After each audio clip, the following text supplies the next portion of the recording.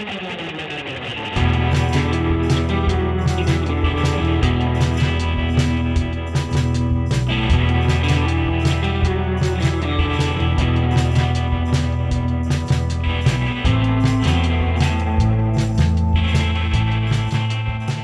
and welcome to The Missing Middle.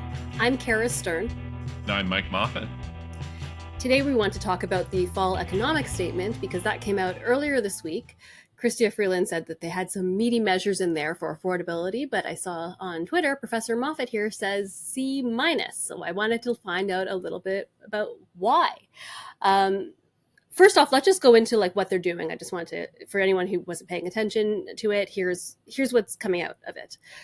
They have low interest loans to developers via the apartment construction loan program, cutting down on short-term rentals such as Airbnbs, creating the Canadian Mortgage Charter, $309 million for the Cooperative Housing Development Program, $1 billion for a 3-year program starting in 2025 for 7,000 nonprofit, co-op, and public housing builds by 2028. So those are the announcements that the federal government just made. What do you think of them, Mike? Well, a lot of these are things that the federal government was already doing. Most of them are good initiatives. We need more social housing. Having more construction loans is absolutely a good thing. But most of this is just tweaks of existing programs. A lot of this money doesn't flow until 2025. Why is that? It looked like none of it was flowing till 2025 as far as I could see, or maybe almost none of it. Why is that? So Chrystia Freeland has been very clear that the fiscal cupboard is bare. They want to make sure that they're not acting at odds with the Bank of Canada and driving up inflation and interest rates. So this is a very austere kind of budget that there is some new spending, but that mostly comes later on, that they're really trying to bend the curve when it comes to spending and trying to get the deficit down. Interest payments on the debt are substantially higher than last year because of the rise of interest rates. So that's 10 to 20 billion extra dollars gone from the government's coffers next year just because of that rise in interest rates. So that's crowding out the government's ability to do much of new spending. So what new spending is out there has been largely punted till 2025. One of the new parts of this is targeting Airbnbs and other short-term rentals. And do we actually know at this point how much of an impact Airbnb and other short-term rentals are having on the rental market? Yeah, there was a couple studies that have come out recently, and interestingly enough, one was funded by Airbnb itself, and one was funded by the Hotel Association, who are opponents of Airbnb. So we're getting kind of both sides of it. The one that was funded by Airbnb, done by, I believe it was the Conference Board, found that it was increasing rents across the country by about 1%. So, not nothing, but, fairly insubstantial. The other one that was funded by the Hotel Association that a professor at McGill, I believe, looked at or ran, looked at British Columbia and found that rents, about 4% of rent increases in British Columbia can be attributed to the short-term rental market. Noting that there are already short-term rental regulations in BC, so perhaps that number would be higher in a deregulated market. So it's not nothing, but it's relatively modest, and that's what I would suggest that the government's initiative is here. That basically what they're saying is, if somebody is running a short-term rental that contravenes existing municipal or provincial bylaws, they will not be able to have cleaning expenses and interest expenses, deduct those from their income for tax purposes. They were deducting it as if they were like businesses, right? Yeah, well, exactly. It was basically saying, if you are breaking the rules, you can't expense the breaking of those rules. I'm like, okay, great. I'm not. If you're already breaking the rules, I'm not sure putting in another rule saying you can't break the rules. I'm not sure what that really accomplishes. I'm not sure how the CRA actually enforces that. I do think if there is a component here that might accomplish something on the short term rental, the other piece of it is the federal government is providing more money for to municipalities for enforcement. That actually might cause some changes at the local level, but this one kind of weird tax measure that everyone's glommed onto, I can't really figure out how it's going to work or what it's going to accomplish. I know that the Canadian Mortgage Charter is kind of meant to help Canadians who are worried about renewing their mortgage and the cost of doing that. It includes temporary extensions on the amortization periods. It tells banks what they can charge customers for any help that they're given. There's advanced contact with renewal options, allowing lump sum and prepayments. And when I read that, if I was thinking, if I was someone trying to get into the housing market and seeing the government trying to ensure affordability for people, first of all, wealthy enough to already have a high worth asset, and also people who probably didn't consider these interest rates when they bought the home and maybe over leveraged themselves, I might think that this was unfair that our tax dollars was going towards that. What do you think? Yeah, well, I think the defense of it is that it's not really a lot of money that's going into it. It's just it's more of a regulatory effort than a subsidy. Again, this is one where I don't think there's a lot of there that banks are already largely doing all of these things. We've seen over the last couple of years banks extend out amortizations on variable rate mortgages and that kind of thing. So it's largely just codifying in practice things that banks are already doing, and in many cases are already kind of legally obligated to do. So it's just kind of packaging it all in one place. So again, kind of like the short-term rental thing, it's not nothing, but it's again pretty small when you're basically telling banks like, hey, you need to do this thing that you're already voluntarily doing. Okay, great. But at the end of the day, that's not worth all that much. Okay, so people shouldn't be too mad. I always think about when I hear, well, I know the NDP got themselves in a lot of trouble when they talked about wanting to help people who couldn't afford to pay their mortgages. And what I kept hearing from people who don't own homes is, okay, can you help us? Like if I chose not to take that risk on, and why should I be subsidizing people who did and took on way too much? And of course, it's really hard for people who are not able to pay it right now or finding it really difficult to pay it. And I have a lot of sympathy for people going through that. But I also understand people who were more cautious feeling a little ripped off. Yeah, I think in general, it's one of the sort of downsides of the housing crisis where like everybody's mad and everybody's mad at about how it affects them. So, you talk about the challenges that existing homeowners have when their mortgages roll over, which is a real problem for a lot of people. And then people who want to be first time home buyers are like, well, what about me? I can't even afford a home. Why aren't you helping me afford a home? And then you got people who are renters who want to be renters and are getting priced out and saying, well, like, why are you helping these rich wannabe first time home buyers? Like, shouldn't you be helping us low income renters instead? And I think this is the challenge of any kind of widespread crisis, that people are always saying like, no, you should be helping people in my particular circumstance. Like, why are you helping these other jerks over here? So it's one of the challenges of any economic crisis is it starts to unwind kind of social cohesion, where you get everybody kind of sniping at each other, going, no, we're more worthy of support than these other folks. I guess that's part of why it's so hard to solve. I know that you wrote, though, that the path forward is straightforward. Immediately lower demand by limiting growth in non permanent residents, scare off the speculators and investors buying up single family homes, and create the conditions for robust supply growth to keep up with demand. And I saw you get a little bit of trouble on Twitter for some of that. A lot of people calling you anti immigrant. So, are you anti immigrant? I am not anti-immigrant, and in fact, one of the things that I made sure of in the thing is saying that it's actually not so much the sort of immigration or permanent resident pathway. That gets a lot of attention, and we have seen the numbers go up there a little bit, but I think that gets far too much attention relative to other things that are going on.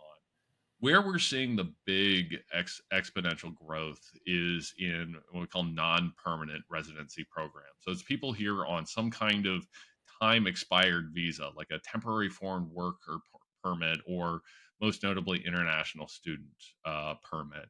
That's where we've seen the numbers go up substantially. We've had close to about 700,000 in the last 12 months, on net, that population grow relative to immigration, which has grown by about 450,000. Now, keep in mind on the non-permanent side, a decade ago that was close to zero, right? It was about 50,000, right? So that's where the big changes have been. And my point isn't that it's bad to have non-permanent residents. My point has always been that we increased those programs without putting the associated housing programs in place. So my point is, like, let's just hit pause for a while on this, get some rationality back to the market, then let's work on doing these things in tandem, because I think it's fantastic that we have the best and brightest in the world who want to study and live in Canada.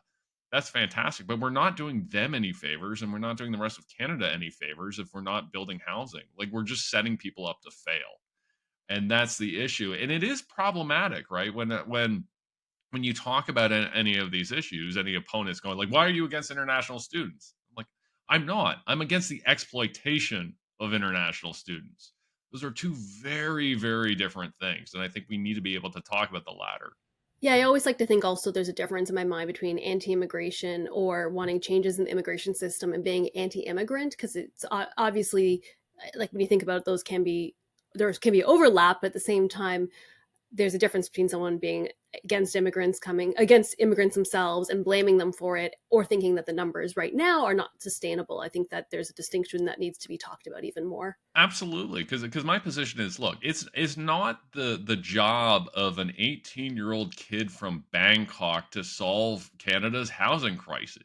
Like, that's the role of governments. It's not somebody who wants to move here to study at one of our colleges. They are not responsible for our housing market, nor should they be.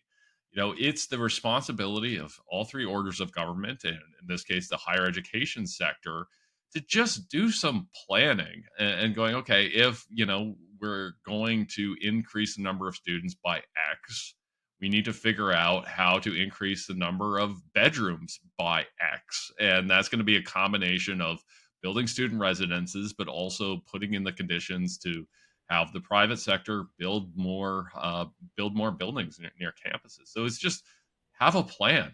Like that's all it really is at the end of that. Like, let's have a plan and actually manage this properly.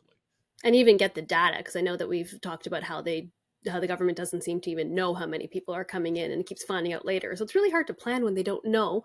But you also talked about wanting to scare speculators and investors, and I wanted to know how you would do that. Well, essentially, what's happening now, and one of the big issues that I have now is that we see folks buying up single family homes to turn them into student rentals, and they're buying them in advance. They're kind of betting on the fact that the federal government will continue, and the provinces, because the provinces are actually largely responsible for the international student file, that they're going to continue to mismanage that. That basically you've got a lot of people making some really big bets on governments not getting their act together. And the challenge is that that's making it difficult for renters, and it's particularly making it difficult for first time home buyers who are having to go out there and compete against investors, when they want to go buy a townhome or what have you. And again, this is where I get in trouble on Twitter, where we go like, "Oh, well, why are you helping the first time home buyers when it's this group renters or somebody else?" But again, I feel like we spend too much time sort of arguing about the temperature of the water in one end of the bathtub, right? And just we have to understand that this is a system. The system is absolutely broken. It's not helping anybody except those who just happen to own a lot of properties or be able to speculate on a lot of properties. So it's just get a plan and get that sort of rationality into place. And again, right now, what we're losing so many single family homes to student rentals, and I'm personally of the opinion that that's not a great thing for society. Yeah, except that we've both been pretty loud advocates of rezoning to allow multiplexes and other multi-units in places where single-family homes currently exist. And I sometimes think that the investors who are buying these single-family homes might be in the best financial position to convert existing stock into multiplexes. So how do you kind of square that? Yeah, well, so if that's what was going on, that would be fantastic, right? If it's like, okay, we're gonna, we've got this one area, this one place, and we're gonna put up a fourplex and create a bunch of density. It's like, okay, well that makes sense, but really, what we're seeing is, people basically just buying up single family homes, leaving them as is, and then some of the landlords are very good and decent, and some of them are basically putting things on Kijiji where it's like, okay, you can sleep next to the furnace for $400 a month, kind of thing.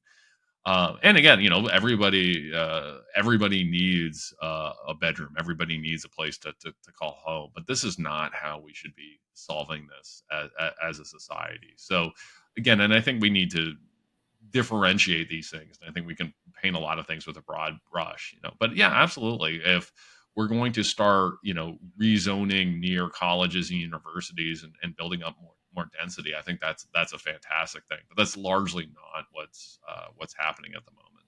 So how would you actually go about getting kind of scaring these investors that you're talking about? Like, do you try to tax them out of existence? Do you ban some sort of them buying these homes? Like, how do you do it? No, you just make them know that the international student numbers aren't going to grow exponentially.